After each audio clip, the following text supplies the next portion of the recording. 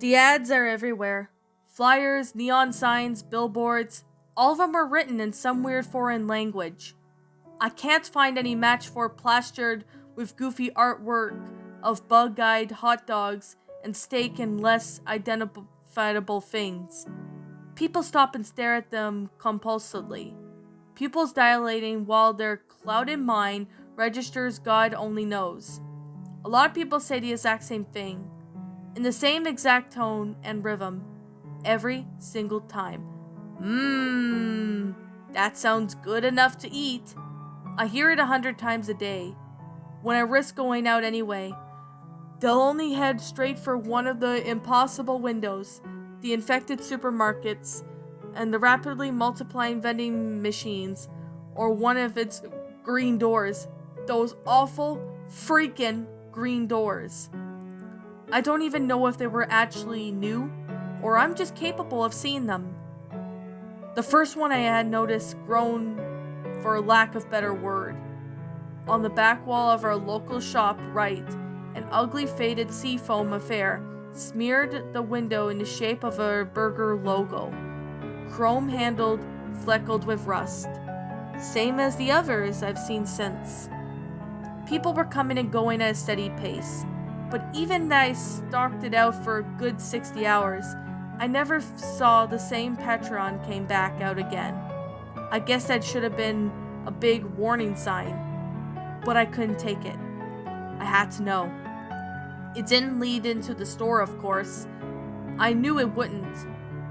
As soon as I stepped inside, I was assaulted by the sound of eating, feasting, wet, beffery, chewing sounds drowning out everything else, tugging at my gag reflex. There were bars, tables, and booths scattered all around the disorganized patterns around rows and rows of buffets. Many seats were occupied, but the bulk of the customers were eating on foot, wolfing shit down right at the bars as they went along. I knew some of them would comprehend of what they were really doing, and where they really were. The decor was almost, but not quite in the style of retro 50s diner. Maybe a dash of Dr. Seuss. A lot with furnishings looked chunky, soft and plastic. They were designed for children, though I can't imagine any child with such depressing tastes. Booths were lined up putrid, off-green cushions.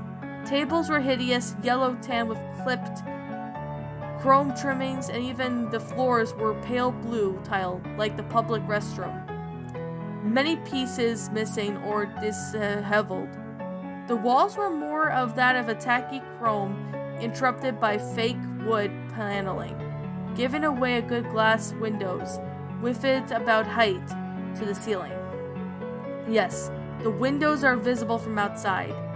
I had stepped through the door in the middle of one plain, solid brick wall, but from the inside, it was all glass around it. They were so thick with grime that I could scarcely see through them, but I couldn't really tell if it was the correct view from behind ShopRite, but it looked more like some sort of murky storybook vista. Simple, blocky houses on rolling green hills, despite the steady stream of people coming through the door. I couldn't see a single sign of movement or life out there.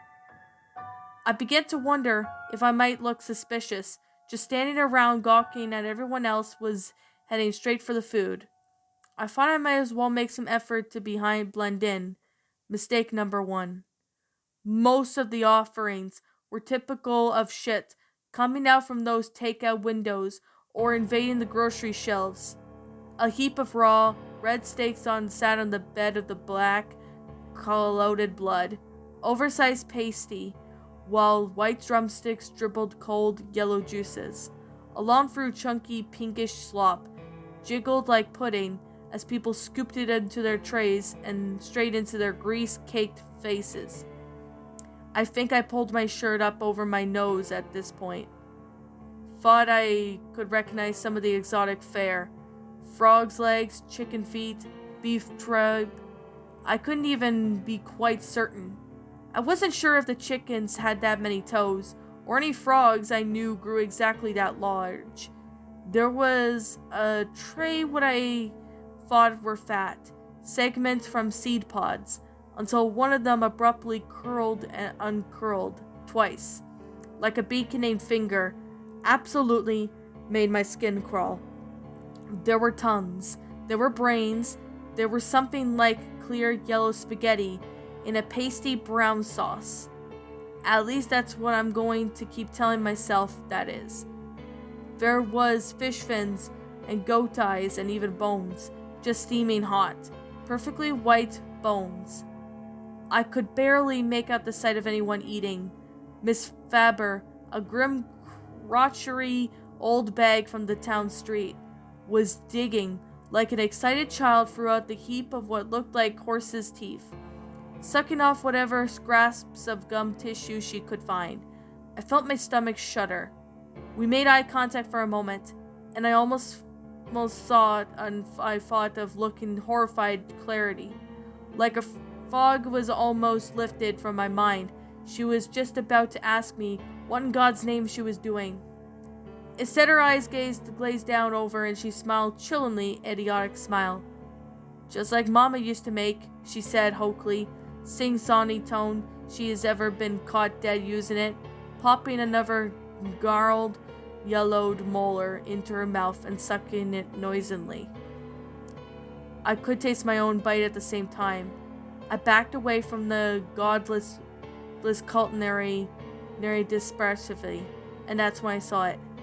The thing that I could have come was an egghead. It was wobbling around the bars, arms flailing blindly, a chalk white, naked, sexless human figure, dominated by a future bench ball of the head, a stick figure made out of flesh. The alien invasion fury was already sounding better and better. The thing that was working its way down the aisle one at a time. And it didn't look like it at first, any particular goal in mind. It occasionally clutched at someone's hair or clothing, almost as if though desperate for attention or even needed of help. But nobody so much as blinked of its direction.